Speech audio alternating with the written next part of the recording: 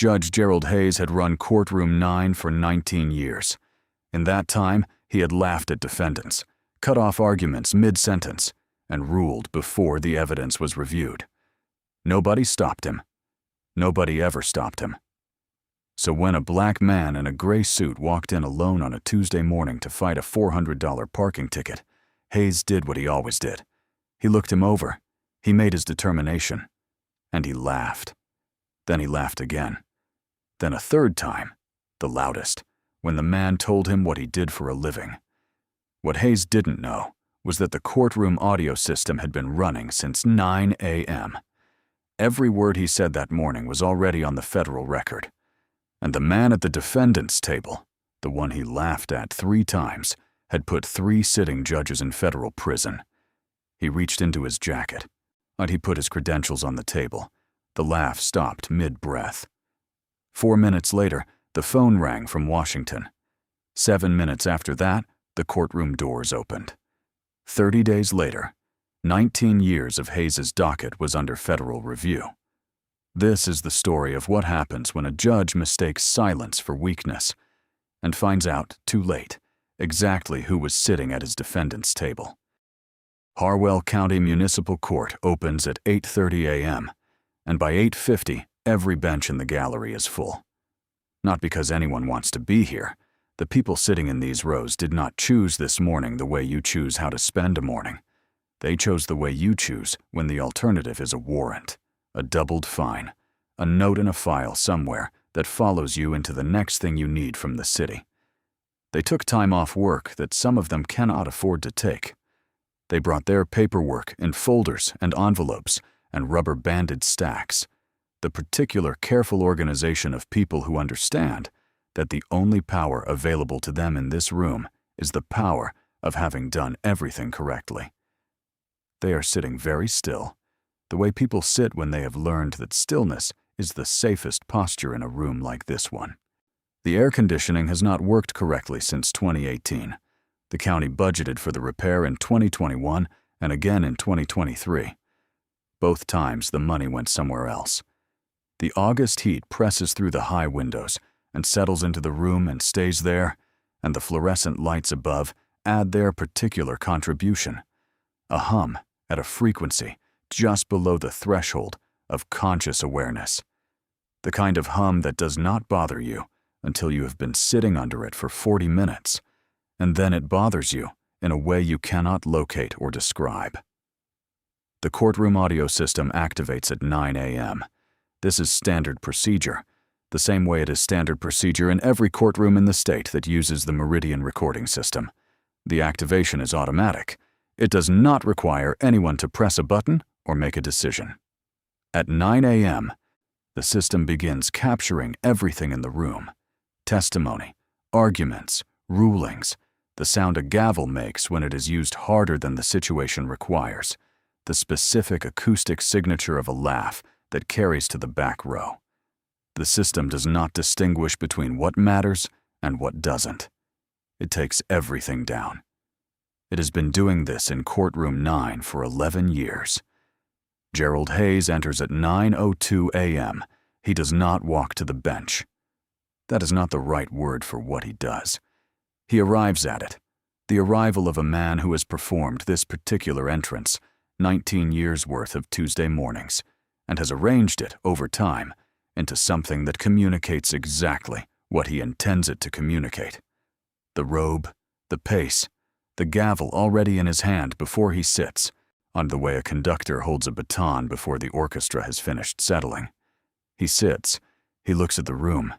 The gallery straightens, not because anyone told them to, because the room has its own physics, and Hayes has spent 19 years shaping those physics, and the people sitting in those benches have spent however long they have been coming, to rooms like this one learning to respond to them.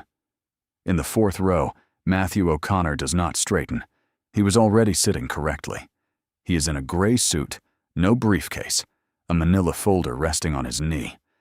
The folder contains 3 documents: the parking citation, a photograph of the parking space taken at 11:07 a.m. on the day the citation was issued, and a printed copy of the relevant section of the Municipal Parking Code, with the applicable subsection marked in the margin. He printed these at the airport business center before his flight. He read the code on the plane. He read the appeals procedure in the taxi. He has done this the way he does everything, which is completely without shortcuts, because shortcuts are what you use when you are not sure of your argument. And he is sure of his argument. He watches Hayes call the first case. He watches Hayes interrupt the defendant 40 seconds into her explanation. He watches Hayes rule. He watches the defendant look at her paperwork, and then look at the bench, and then look at her paperwork again. The look of a person trying to find the place where she was supposed to be able to finish her sentence. He watches the second case, the third. By the fourth, he has seen the pattern the 41 complaints described. And he has seen it not in a file or a deposition, but in the room, in real time, case by case. The same determination made before the argument begins, the same ruling landing before the evidence is reviewed. He watches the gallery watch Hayes and say nothing. He understands why they say nothing. He has understood it for 18 years. He is still deciding what he is going to do about the $400 when the clerk looks up from her docket sheet and calls his name. When the clerk calls his name, O'Connor closes the manila folder and stands. He moves to the defendant's table the way he moves through every courtroom he has ever entered, without hurry, without hesitation, with the particular economy of a man who has spent 18 years in rooms where how you move is the first argument you make. He sets the folder on the table. He does not pull out the chair. He stands behind it with his hands at his sides, and he waits, because he knows how this works. And what he knows is that the first thing Hayes will look for is whether the man at the defendant's table understands his place in the room. Some men telegraph their confusion about that immediately. They sit without being told to sit, or they reach for something, or they look around for confirmation that they are doing this correctly. O'Connor does none of these things. He stands, and he waits, and he looks at the bench. Hayes looks at him. It is the full sweep, top to bottom, a single slow assessment that has the quality of a decision rather than a question. He sees the gray suit, which is well made but not flashy, the kind of suit that belongs to a man who buys clothes to last rather than to impress. He sees the manila folder, thin, no briefcase, no legal pad, no secondary documents spread across the table the way an attorney would arrange them. He sees a black man standing alone at his defendant's table on a Tuesday morning in August, with no representation. And, as far as Hayes can determine in the 3 seconds he has allocated to this case, no particular awareness of what that means. Hayes leans back in his chair. The leather makes a sound. The remark he makes is about the suit. It is brief, 2 sentences, delivered directly into the microphone, with the ease of a man who has been making remarks like this for 19 years without consequence. It lands in the gallery the way Hayes intends, not as cruelty exactly, but as a calibration, a signal. This is the temperature of this room. This is who sets it. The gallery has spent the last 12 minutes learning what Hayes finds funny, and some of them respond accordingly. The reflexive chuckle of people who understand that laughing with the man on the bench is how you get through your own case faster. The laugh that follows Hayes's remark is the first one. It is not the loudest. It has none of the performance of what comes later. It is the laugh of a man who is entirely comfortable. The deep, unhurried laugh of someone who has 19 years of evidence that this is the correct emotional response to this situation. That there will be no consequence for this laugh. That the man at the defendant's table will absorb it the way everyone else absorbs it, and the morning will continue. O'Connor does not react. He pulls out the chair and sits, since Hayes has indicated he should, and he opens the folder. He removes the parking citation and places it on the table in front of him, face up. He removes the photograph and places it beside the citation. He removes the printed municipal code and places it beside the photograph. 3 documents, aligned, facing him. He looks at them for a moment, the way a person looks at materials they have already thoroughly reviewed, and are now simply orienting to the room. Then he begins. Say he starts with the citation number and the date. He states the code section cited and the specific subsection invoked. He references the photograph, taken at 11:07 a.m. on the date of the citation, time-stamped, showing the vehicle's position relative to the marked boundaries of the parking space, and describes what it demonstrates. He cites the subsection of the municipal code that defines those boundaries. He notes that the citation, on its face, cannot be sustained if the vehicle was within the defined boundaries at the time it was issued, and that the photograph establishes that it was. He does not raise his voice. He does not editorialize. He builds the argument the way he builds every argument, from the foundation, each element following the last, so the structure of a man who learned 18 years ago that clarity is the most persuasive thing a courtroom contains. He finishes. The room is quiet for a moment, in the particular way rooms go quiet, when something more organized than expected has just occurred in them. Hayes looks up from his docket sheet. Hayes does not look at the photograph again. He looks at O'Connor the way a man looks at something that has outlasted its welcome, and then he looks back at his docket sheet, and he rules. Fine upheld. Court costs added. Next case. The words are delivered with the flat, airless finality of a man for whom this moment ended before it began. Not cruelty, exactly. Something more total than cruelty. The complete absence of consideration. The ruling of a man who made his decision when the clerk called the name and has been waiting for the formality of the argument to finish so the morning can continue. The gavel comes down once. Hayes is already looking at the next page. O'Connor does not move. He does not gather the documents. He does not push back the chair. He sits at the defendant's table with his hands folded in front of him, and he speaks in the same register he has been using since he sat down. Level, unhurried, the voice of a man who is not finished. Your Honor. The photograph establishes that the vehicle was in compliance with Section 14-7B at the time of citation. I am requesting that the court review the photographic evidence before ruling. The room shifts slightly. The lawyers in the front row, the regulars who have spent enough Tuesday mornings here to know the rhythms of this courtroom, glance up from their own files. Nobody says that. Nobody says that after the gavel comes down. Hayes has not had someone say that in recent memory, or if they have, the details have not been preserved in any outcome worth noting. Hayes looks at him. It is the look of a man who has been interrupted by something that should have already moved. Not anger, not yet, but the specific impatience of a person whose authority has been treated as though it requires a response rather than simple compliance. He picks up the photograph from the evidence ledge where O'Connor placed it. He holds it. 3 seconds, not long enough to examine anything, long enough to establish that he has technically performed the requested review. He sets it back down. This doesn't prove anything, Hayes says. The officer cited you. I'm upholding the citation. Next, the officer cited me for a violation of 14-7B. O'Connor's voice does not rise. It does not harden. It simply continues, one sentence following the last, the argument proceeding as though the ruling had not occurred because, structurally, it cannot stand. The photograph demonstrates the vehicle was positioned within the marked boundaries as defined by Section 14-7B subsection 3. The citation cannot stand if the underlying violation did not occur. The silence that follows lasts 2 seconds. Hayes stares at him.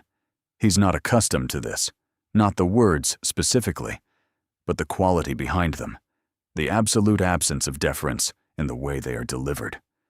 Most people who push back in his courtroom do so with apology built into the structure of the pushback. They say, I'm sorry. Or I don't mean to, or I understand. But they are asking for permission to continue, even as they continue. O'Connor is not asking for permission. He is simply stating what is true, in the same tone he would use to state what the weather is doing outside, and waiting for the court to catch up to it. Then Hayes laughs. It is the second laugh, and it is different from the first. The first laugh was easy, reflexive, the sound of a man at rest. This one has shape and direction. This one is a performance, half aimed at O'Connor and half aimed at the gallery. The laugh of a man inviting a room he trusts to share a private joke about what is happening at the defendant's table right now. "Look at this man," the laugh says. "Look at what he thinks this is. Look at where he thinks he is and what he thinks is happening here." The gallery reads the room the way it has been reading this room all morning. Some of them respond. A chuckle here, a head shake there, the sounds of people who have learned that alignment with Hayes is a form of survival. But not everyone. In the back row, 2 people do not laugh. They watch O'Connor sit at that table, and they do not look away. And the quality of their attention is different from the attention of everyone else in the room. "You got a law degree in that folder?" Hayes says. O'Connor looks at him. His expression does not change. "I have a federal bar number," he says. "Would you like it?" The room goes quiet. Not the procedural quiet of a hearing moving from one item to the next. Something sharper than that. The quiet of a room that has just heard something it was not expecting to hear, that has not yet processed it fully, that is waiting to understand what it means and what happens next. Hayes's eyes narrow. He looks at O'Connor the way a man looks at something he has just reclassified, something that was in one category a moment ago and now requires a different one. "State your occupation," Hayes says. "For the record." "Matthew O'Connor," he says. "Deputy Director, Civil Rights Division, Federal Bureau of Investigation." The pause that follows lasts 2 seconds. It is the pause of a room that has heard something and is deciding what category to put it in, whether it belongs in the column of things that are true or the column of things that are said. And in courtroom 9 of the Harwell County Municipal Court on a Tuesday morning in August, with the fluorescent lights humming above and the audio system running its 23rd consecutive minute of recording, the calculation takes 2 seconds. Then Hayes laughs. This is the third laugh, and it is not like the others. The first laugh was comfortable. The second was performed. This one is neither. This one comes from somewhere below performance, below comfort, from the place in a man where the body makes decisions before the mind has finished its review. It is a reflex, the laugh of a man whose nervous system has received information so far outside the range of plausible that laughter is the only available response, the way the body flinches from heat before the brain has registered the word fire. Hayes leans forward. He spreads his hands on the bench in the gesture of a man presenting the room with something he cannot believe he has been given. He looks at the gallery. He looks at the lawyers in the front row. He's sharing this. He needs witnesses for this. "Deputy Director," Hayes says, "of the FBI." He lets the words sit in the air between them. He's tasting them. He's presenting them back to the room as evidence of something. "Sir," Hayes says, and his voice is thick with it now, and layered with laughter that is not fully resolved, compressed into the shape of words with effort. "I have had people tell me they were the Secretary of State. I have had people tell me they were personal friends of the governor." He stops. The laugh comes again, shorter this time, a single compressed burst of it.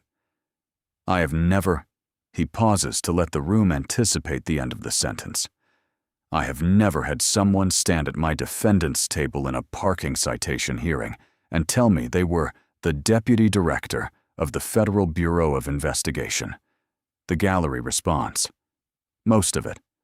The lawyers in the front row, who have spent enough time in this room to know that the correct thing to do when Hayes finds something funny is to find it funny too. Oblige. The sounds of people who have recalibrated themselves to this room's temperature, who have decided that alignment is the easiest thing, fill the space. The morning has been building to this. The remark about the suit, the photograph that proved nothing, the federal bar number.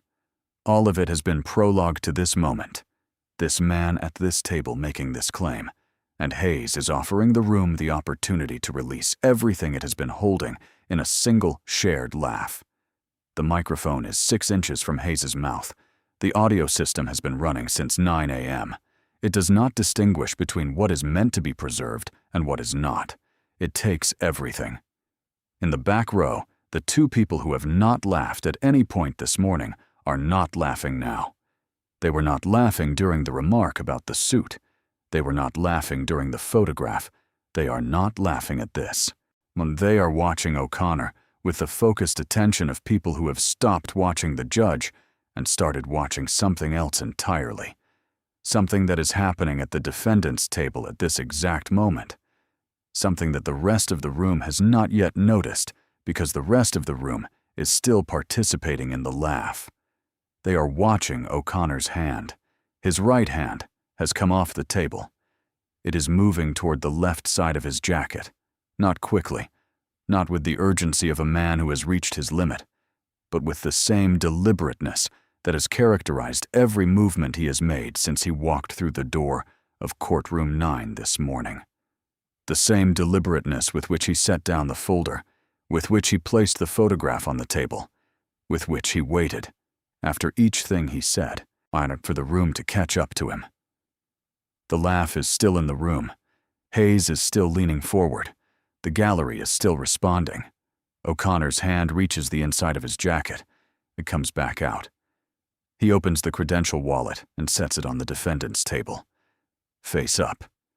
He places it in the center of the table surface, and he steps back, and the sound the leather makes when it meets the wood is very small, barely audible, nothing compared to the noise that is still moving through the room. But the laugh stops mid-breath. The gold DOJ seal catches the fluorescent light the way metal catches light, in a room that has never been designed for anything beautiful. Sharply, briefly, with a clarity that makes everything around it look cheaper by comparison. The photograph beside the seal shows the same man standing at the defendant's table. The laminated card is signed by the Attorney General of the United States. The title runs across the top in black letters on federal stock, the particular weight of government printing that does not look like anything else. Deputy Director, Civil Rights Division, Federal Bureau of Investigation. The laugh stops mid-breath. There is no other way to describe what happens in the next half-second. It does not fade out. It does not find a natural conclusion. It stops the way a sound stops when the mechanism producing it has simply ceased. Hayes's mouth still open, the shape of the laugh still on his face, the muscles still arranged around a joke that no longer exists. What replaces it has not yet found its expression. It is not fear, and it is not understanding, not quite yet. It is the suspended moment between the two, the moment when the information has arrived, but the body has not yet decided what to do with it. The gallery has gone quiet, not the anticipatory quiet of people waiting for the next thing to happen, the specific quiet of people who have just watched something shift in a room they thought they understood. The lawyer who set down his pen during the second laugh has not picked it up. The man in the fourth row who laughed at Hayes's first remark is looking at the credential wallet on the table with an expression that is working very hard to stay neutral. The 2 men in the back row who have not laughed once this morning are completely still. At her desk beside the bench, the clerk is looking at the credentials. She has worked this desk for 7 years. She has processed the paperwork for thousands of cases. She knows what a badge looks like, the real ones and the ones that are not real. And she is looking at the one on the defendant's table with the focused attention of a person whose body has already registered something that her conscious mind is still catching up to. She looks at the credentials. Then she looks at her computer screen. She types the name into the CJIS system with the particular care of someone who wants to be sure they have spelled it correctly, because spelling it correctly matters now in a way that it didn't matter 60 seconds ago. She hits enter. The loading bar appears. It moves across the screen the way it always moves, the same gray progress indicator she has watched thousands of times on cases that returned criminal histories, outstanding warrants, suspended licenses. She has seen every category of result this system produces in 7 years. She watches the bar move, then the loading bar stops. The screen flashes red. Not the soft amber of an expired registration or the standard alert of an active warrant. Red, the specific, urgent red of a system that has encountered something it was not designed to process at this level of the hierarchy. A dialog box opens over the red screen. There is no criminal history. There is no warrant. There is a single line of text, blinking, white letters on the red field. Restricted, Level 1 clearance. Do not detain. Contact Bureau HQ immediately. She has worked this desk for 7 years. She has never seen this code. She did not know this code existed in the system. She stares at the screen for a moment, in the way you stare at something when your mind is trying to determine whether what you are seeing is actually what you are seeing. Her hands are not steady when she reaches for the notepad. She writes 4 words. She tears the sheet from the pad.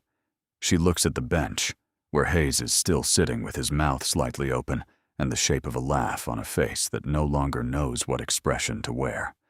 She stands. She crosses to the bench.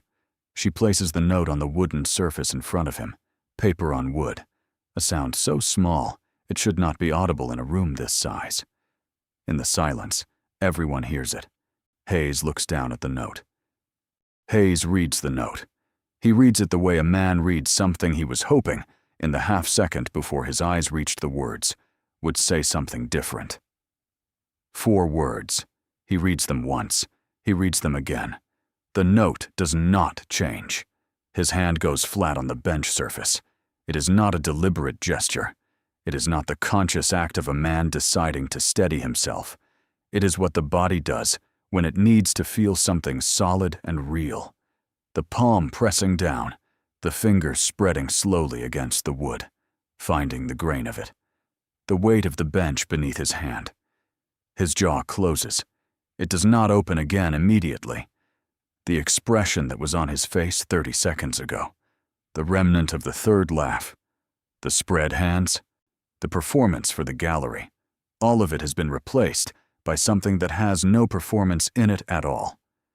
In the back row, the 2 men who have not laughed once this morning watch his hand. At the defendant's table, O'Connor watches his face. He has seen this before, not in this room, but in rooms like it, in different jurisdictions, before different benches, 11 times over 18 years. He knows what this moment looks like from the outside, because he has been the one who caused it 11 times, and each time it looks essentially the same. The moment when a man who has spent years operating on the belief that the rules applied to everyone on one side of the bench discovers, in real time, that the rules also apply to the other side. The discovery does not look like anger. It does not look like defiance. It looks like this: a hand going flat, a jaw closing, a face trying to find an expression for something it has never had to express before. O'Connor knows exactly what the next 4 minutes look like. He waits. The courtroom audio system is still running. It has been running for 26 minutes. It is recording the silence the way it records everything else, without judgment, without distinction, with the complete and indifferent accuracy of a system that does not know the difference between testimony and the sound a room makes when it understands that something has changed permanently inside it. At 9:28 a.m., the phone on the clerk's desk rings. It is not the standard line. The standard line has a particular ring that everyone in this room knows: the flat and institutional tone of a municipal phone system that has not been updated since the building was last renovated. This is not that sound. This is the secondary line, the federal hardline connection that routes through state dispatch, the line that exists in courthouses because federal law requires it to exist, the line that rings when a Level 1 flag is triggered at the Criminal Justice Information Services database in Clarksburg, West Virginia. It has never rung in this courtroom in 19 years. The sound fills the room in the particular way that an unexpected sound fills a quiet room, completely, taking up all available space, making the silence that was there before it impossible to remember. Everyone looks at the clerk's desk. The clerk looks at the phone. She picks up the receiver. She listens for 11 seconds. No, O'Connor counts them. The color leaves her face in the order that color leaves faces when the body is redirecting resources away from the surface. Jaw first, the skin there going from its normal tone to something washed and pale. Then the cheeks, then the skin above the collar of her blouse. She does not speak during the 11 seconds. She listens, and the listening does something to her posture, a slow compression, as if the voice on the other end of the line has physical weight. She lowers the phone. She does not hang it up. She holds it against her collarbone, and she looks at the bench, and the man sitting behind it, with his hand still flat on the surface, and she says 2 words. It's Washington. The room does not react with noise. It reacts with the opposite, a quality of stillness that is different from the stillness before, denser, as if the air itself has decided to pay attention. The lawyers at the side tables are not moving. The gallery is not moving. The 2 men in the back row are not moving. Hayes looks at the phone in the clerk's hand. He looks at the credential wallet on the defendant's table. He looks at O'Connor, who is watching him with the expression of a man who has done this 11 times and is simply waiting for the part that comes next. Hayes reaches for the phone. Hayes picks up the receiver. He holds it the way a man holds something he is not sure he wants to be holding, with the careful grip of a person who has not yet committed to what comes next. He brings it to his ear. He does not speak first. There is no greeting on the other end that would require a greeting in return, because the voice on the other end does not begin with a greeting. It begins with his name. Judge Hayes.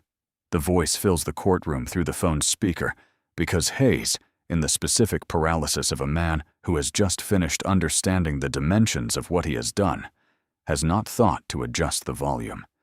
He is holding a phone against his ear at full speaker volume in a room with 40 people in it, and he does not think to lower it, because the cognitive resources that would ordinarily manage that kind of detail are currently occupied with something else entirely.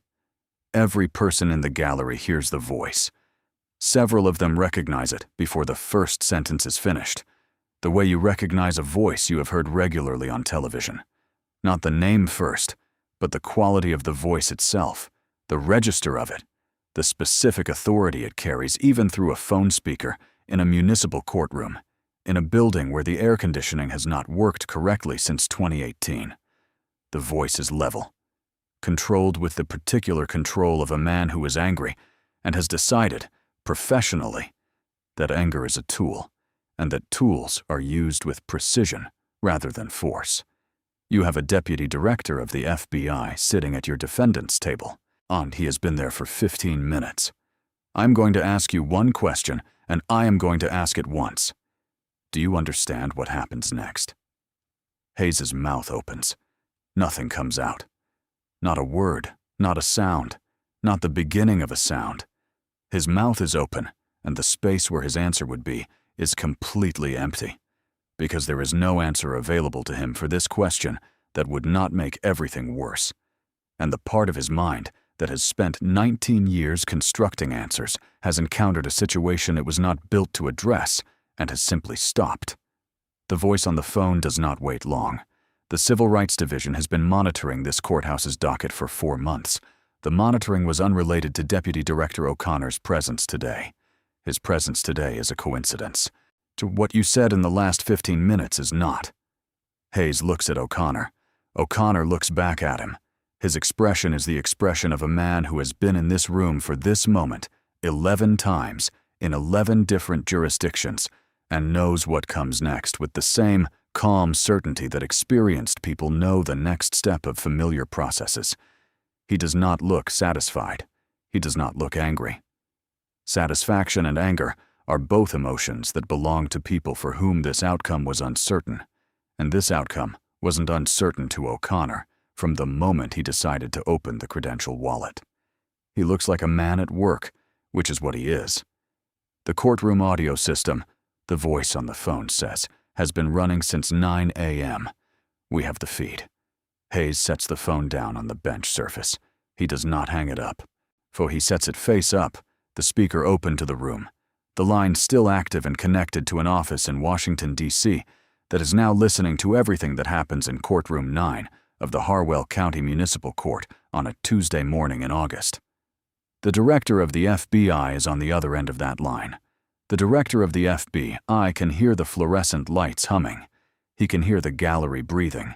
He can hear the specific silence of a room that has just been told it is being listened to by the federal government and has responded by becoming very, very still. Hayes looks at his hands. He looks at the credential wallet on the defendant's table. He looks at the notepad in front of him, where the 4 words are written in his clerk's handwriting. He looks at the docket sheet he was consulting at 9:14 a.m.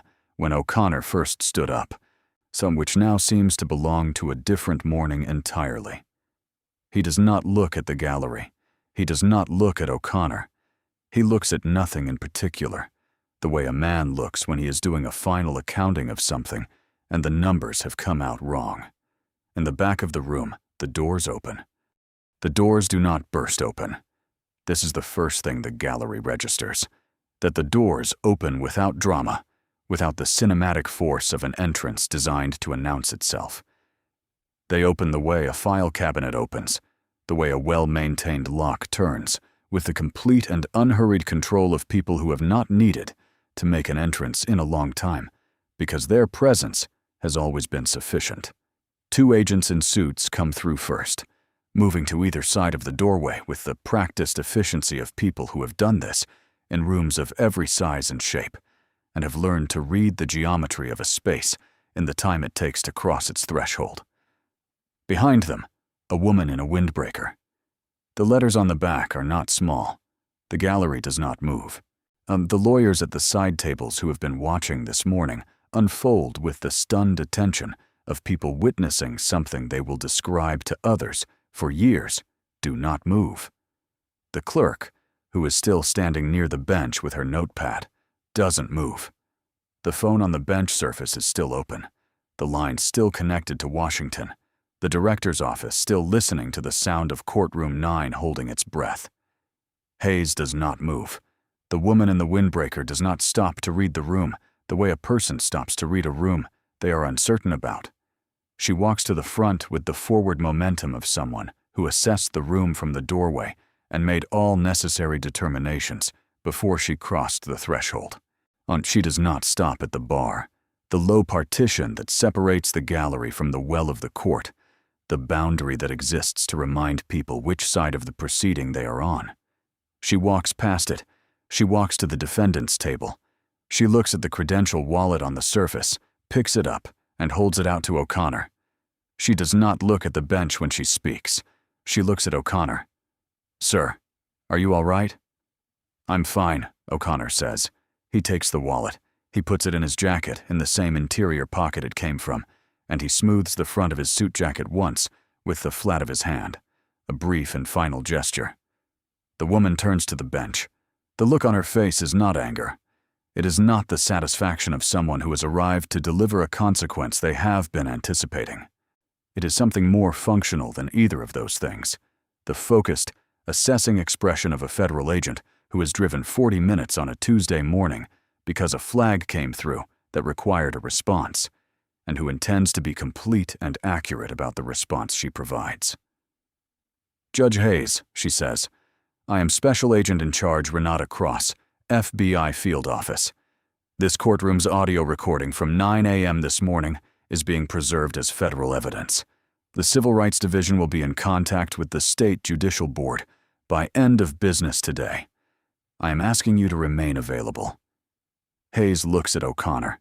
O'Connor picks up the manila folder from the defendant's table. 3 documents inside: the citation, the photograph, the printed code section, none of which were necessary after 9:24 a.m., but all of which he aligns and closes into the folder anyway, completely, before he tucks it under his arm. He looks at Hayes. He looks at him the way he has looked at 11 other men in 11 other rooms after 11 other mornings, like this one, as exactly what Hayes is, which is a man who has spent 19 years making choices about what the power he was given was for, and who is now in the room where those choices have accumulated into a single and irrevocable weight. He does not say anything. There is nothing that needs to be said that has not already been said by the credential wallet, by the phone on the bench, by the 40 people in the gallery who watched all of it happen, and by the audio system that has been running since 9 a.m. and will continue running until someone with the appropriate authority tells it to stop. He turns and walks toward the exit. The gallery watches him move. The two men in the back row watch him pass their row, watch him reach the end of their aisle, watch him continue toward the door. One of them, the man in his 50s who came in this morning with a folder of his own, who has been in this building 4 times, who has never once been permitted to finish a sentence before a ruling came down, watches O'Connor reach the door and put his hand on it. He does not clap. He does not say anything. He nods once, a single motion, unhurried. O'Connor walks out. The door closes behind him. The room sits in what just happened. The phone on the bench is still open. The fluorescent lights are still humming. Hayes has not moved. Special Agent in Charge Renata Cross is still looking at the bench with the expression of a woman who has more to do today and intends to do all of it. The morning continues. It will not continue the same way it began. The Civil Rights Division's monitoring of Harwell County Municipal Court did not begin because of Matthew O'Connor. It began 4 months before Tuesday, when a legal aid organization filed a pattern complaint on behalf of 41 defendants, 41 people who had sat at the same table O'Connor sat at and had experienced variations of the same morning.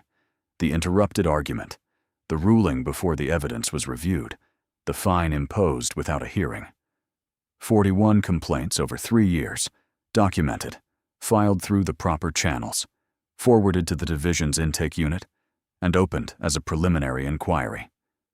The inquiry was still in its preliminary phase, still gathering, still building, and still 4 months from the threshold that would elevate it to an active investigation, when O'Connor walked through the door of courtroom 9 on a Tuesday morning to contest a $400 parking fine. His presence accelerates everything.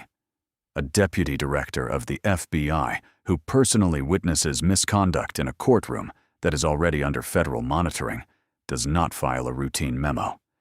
He files a Level 1 incident report, which is a different instrument entirely, not a request for review, but a documented eyewitness account from a senior federal officer, carrying the full weight of his title and his 18 years of federal courtroom experience, and his 11 convictions in 11 civil rights trials. The report is on the director's desk by 11 a.m. Tuesday. The director has already heard the audio feed from courtroom 9, and he does not need to read the report twice. By Wednesday, the preliminary inquiry is an active investigation. The courtroom audio from Tuesday becomes the anchor. Not because it is the most damning evidence. It will not be the most damning evidence once the audit begins, but because of what it is, which is the official record of Gerald Hayes' own courtroom, the same system he has relied on for 19 years to establish the authoritative account of what happened inside those walls. 19 minutes of Hayes on his own record, in his own room, on his own audio system, saying exactly what he said. The system that was supposed to protect him is the system that holds everything. The forensic audit of Hayes' docket opens on Thursday. 6 years, 2,300 cases. The audit team is experienced with this kind of work, and they know what the pattern looks like before they find it, because the 41 complaints described it in enough detail to know what they are looking for. Rulings issued before arguments were completed, fines imposed without evidentiary hearings, defendants cut off in the middle of sentences that contained the relevant facts of their cases. They find the pattern in the first 200 cases. On Friday, the clerk cooperates. She has worked Hayes' desk for 7 years.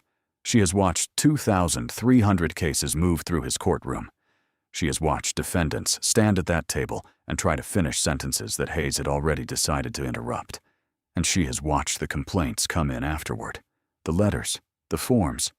The carefully documented accounts from people who understood that writing things down was the only power available to them. And she has watched those complaints sit on her desk and then move to her filing system and then not move anywhere else, because the court administrator responsible for forwarding them to the Judicial Review Board had decided, 19 times in documented email correspondence, not to log them. She kept copies.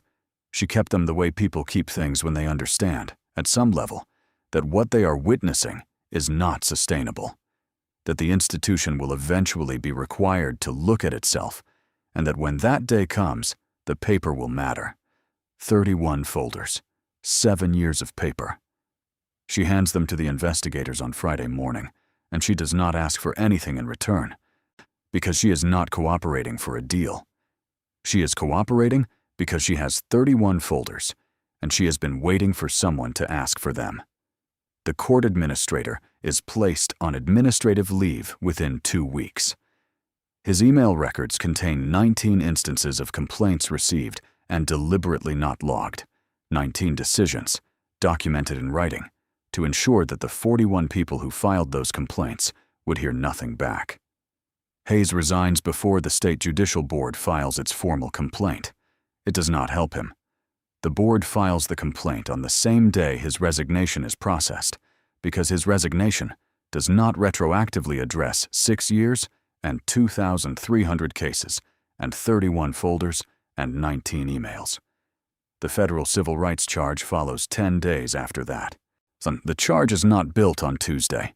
Tuesday is the anchor.